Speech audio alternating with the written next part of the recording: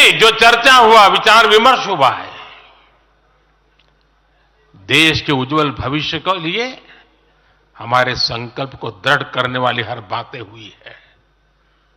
मैं इस भव्य आयोजन के लिए प्रेरक विषयों के लिए आप सबको भी, देश भर के कार्यकर्ताओं को भी नड्डा जी के माध्यम से सबका अभिनंदन करता हूं। साथियों, आज मैं समस्त देशवासियों की तरफ से संत शिरोमणि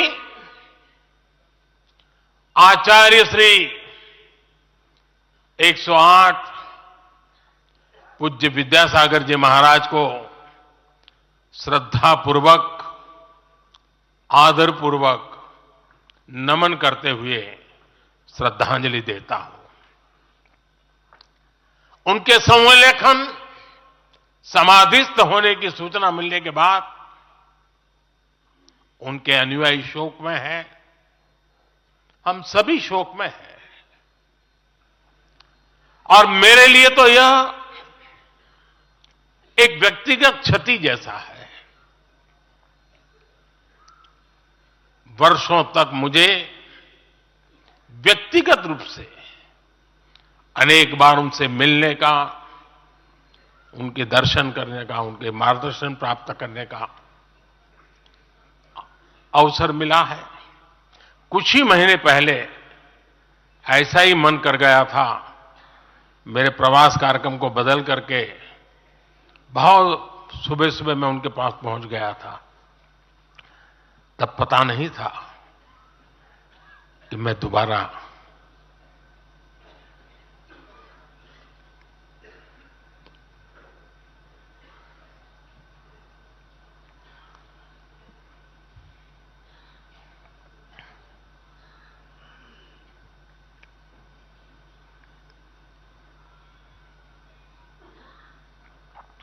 उनके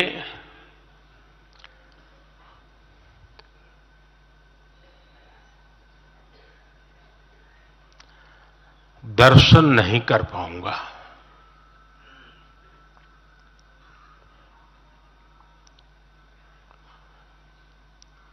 ये मेरा सौभाग्य रहा है कि पिछले 50 से भी ज्यादा वर्षों से मुझे देश के गणमान्य आध्यात्मिक मूर्तियों के निकट रहने का, उनके आशीर्वाद पाने का अवसर रहा है। और इसलिए मैं उस आध्यात्मिक जगत की उस शक्ति को भलीभांति जानता हूं, समझता हूं, अनुभव करता हूं। आपको सुनकर के आश्चर्य होगा कि वे तो दिगंबर परंपरा से थे। उनका जीवन कैसा होता है हम जानते हैं, लेकिन शायद ही कोई ऐसी महत्वपूर्ण घटना ऐसी नहीं होगी या मेरी तरफ से कुछ महत्वपूर्ण किसी काम में मेरा संबंध आया हो, 24 घंटे के भीतर भीतर उसका एनालिसिस करके मुझे उनका संदेश आता था। यानी कितने जागरूक थे।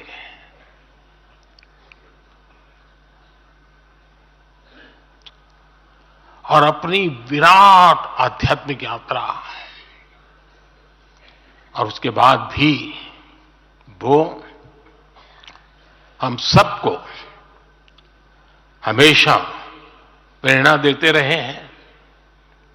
जीवन भर उतनी सौम्यता के साथ उनका लोगों को मिलना, उन्होंने हमारे युवाओं को परंपराओं से जोड़ा, गरीबों तक शिक्षा और स्वास्थ्य की सुविधाएं पहुंचाई। उनका पूरा जीवन उस व्यक्ति के लिए प्रेरणा जैसा है जिसने गरीबों और वंचितों के लिए काम करने का संकल्प लिया है। आज जब भारत प्रगति के पथ पर आगे बढ़ रहा है, मुझे विश्वास है कि उनके सिद्धांत और उनका आशीर्वाद ऐसे ही भारत भूमि को प्रेरणा देता रहेंगे। साथियों, पिछले 10 वर्षों में भारत ने जो गति हासिल की है, बड़े लक्ष्यों को प्राप्त करने का जो हौसला पाया है, यह अभूतपूर्व है साथियों। और इसलिए नहीं कि मैं कह रहा हूं, दुनिया गाजे बाजे के साथ बोल रही है। भारत ने आज हर क्षेत्र में जो ऊंचाई हासिल की है, उसने हर देशवासी को एक बड़े संकल्प के साथ जोड़ दिया है। और यह संकल्प है विकसित भारत का। अब देश न छोटे सपने देख सकता है और देश न अब छोटे संकल्प ले सकता है। सपने भी विराट होंगे, संकल्प भी विराट होंगे। और ये हमारा सपना भी है, हम सबका संकल्प भी है कि हमें भारत को विकसित बनाना है। और इसमें अगले 5 वर्षों की बहुत बड़ी भूमिका होने जा रही है। अगले 5 साल में भारत को पहले से भी कई गुना तेजी से काम करना है। अगले 5 साल में हमें विकसित भारत की तरफ एक लंबी छलांग लगानी है। लेकिन भाइयों और बहनों, सारे लक्ष्यों की प्राप्ति के लिए पहली शर्त है सरकार में भाजपा की जोरदार वापसी।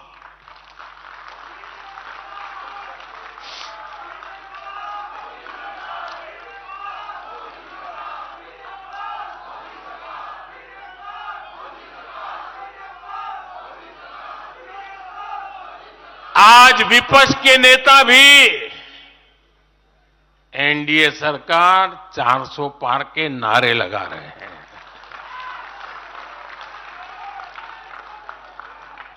और एनडीए को 400 पार कराने के लिए भाजपा को 370 का माइलस्टोन पार करना ही होगा।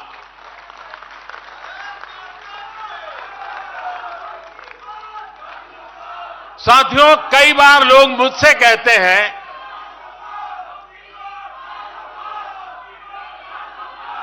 मुझे कहते रहते कि अरे मोदी जी, आपने इतना तो सब कुछ कर लिया, जो बड़े बड़े संकल्प आपने लिए वो तो पूरे कर लिए, अब क्यों इतनी भागदौड़ करनी।